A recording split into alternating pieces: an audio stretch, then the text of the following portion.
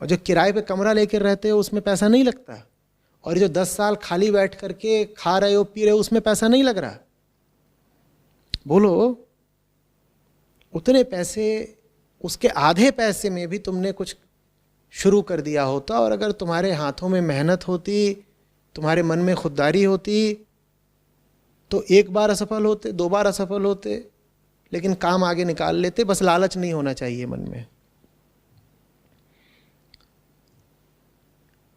140 करोड़ लोग, समझ रहे हो, जिसमें से अधिकांश युवा। इतनी नौकरियां कहां से आ जानी है भाई भारत में? कहां से?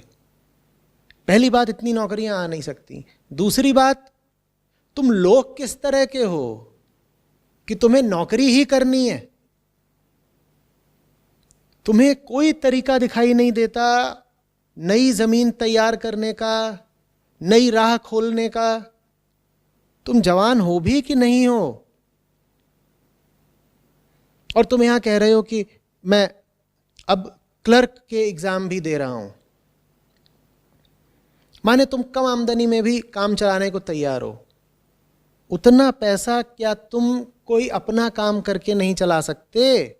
मैं फिर पूछ रहा हूं, उभरती हुई अर्थव्यवस्था है, लोगों की तमाम तरीके की ज़रूरतें हैं, और उन ज़रूरतों को पुराने व्यापार, पुरानी कंपनियां ठीक से पूरी भी नहीं कर पा रही।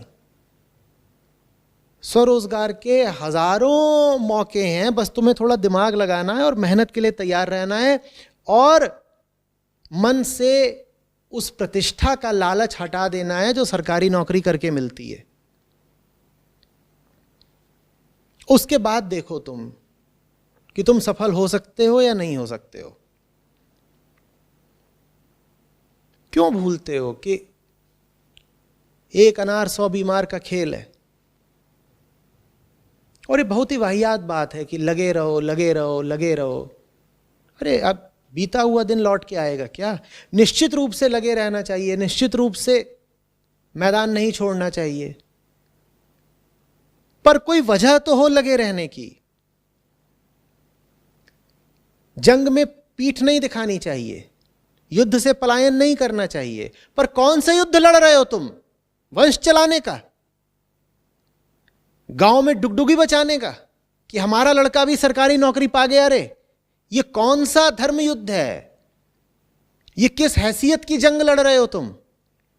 और इस जंग में, इस घटिया जंग में अगर कोई तुमको प्रेरणा दे रहा है, मोटिवेट कर रहा है कि लगे रहो, तो तुम्हारा बहुत बड़ा दुश्मन है।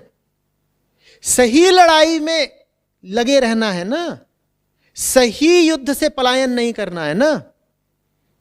या कोई भी व्यर्थ निरर्थक युद्ध उठा लोगे और उसमें भी लगे रहोगे 10 साल तक कि हमें मैदान नहीं छोड़ना है, लगे रहना है, लगे रहना है। ये तर्क कितना फिजूल है, तुम्हें दिखाई नहीं देता? लगे रहो। जब कोई कहे लगे रहो तो साथ में यह भी तो पूछ लो किस चीज में लगे रहे, किस चीज में लगे रहे?